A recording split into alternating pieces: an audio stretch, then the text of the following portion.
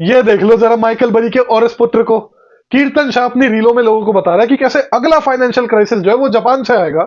The next financial crisis globally is either going to be because of Japan or US.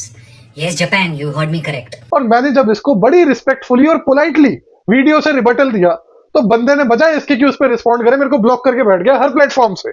जब रिया speaks ने इसके comment section में जाकर इससे पूछा कि भाई ब्लॉक क्यों कर दिया, तो बंदा कहता मैंने पहले ही बोला था मेरा जो पिंड कमेंट है उसको भी पढ़ो, उसने अपनी वीडियो में उसको क्यों नहीं फीचर करा।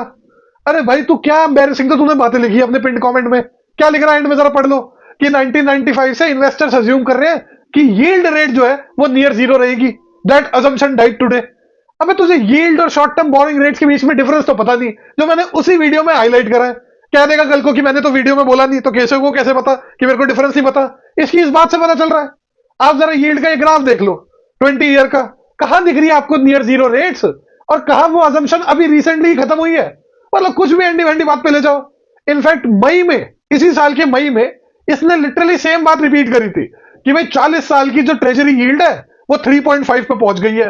Bank of Japan largest holder है यूएस ट्रेजरी का। अबे बैंक ऑफ जापान और मिनिस्ट्री ऑफ फाइनेंस के तेरे को फर्क पता ही नहीं पता। बैंक ऑफ जापान कितनी यूएस ट्रेजरी सिक्योरिटी होल्ड करता है, जरा कभी बैलेंस शीट उठाकर देखी है? बने बैठे हुए हैं पर्सनल फाइनेंस के खोदे। मैं यहां आपको बता दूं कि मिनिस्ट्री ऑफ फाइनेंस जापान की कम से कम 10 गुना से ज्यादा ट्रेजरी सिक्योरिटीज होल्ड करता है compare to bank of Japan. A B C D पता नहीं, बकवास पे ले जाओ। बंदा कह रहा है कि if yields continue to search, ये मई में लिख रहा है जब 3.5% पे रीच करी थी यील्ड, आज की डेट में 3.6% से ऊपर है और 3.8% के पास पहुंच चुकी। कह रहा है they may be force to unwind their foreign asset holdings.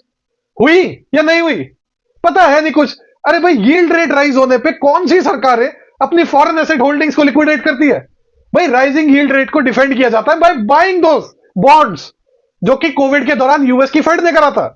जब यील्ड रेट बढ़ने लगी थी फेड ने मैसिव बाइंग कर ली ट्रेजरी की। ऐसे डिफेंड की जाती है यील्ड रेट। उसमें फॉरेन एसेट होल्डिंग कब से लिक्विडेट होने लग गई भाई?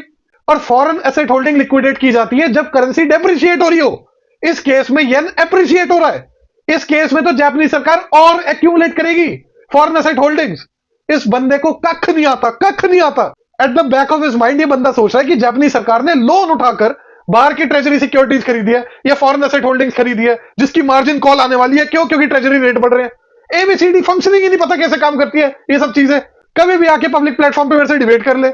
उठ पटांग की बात लिख रहा है अपने रिप्लाई में। और ये जो इसने पिंड कमेंट में फिगर्स दी है, मैं इसका ब्रेक डाउन करने पे आ गया तो मोगली की तरह नाचने लग जाएगा।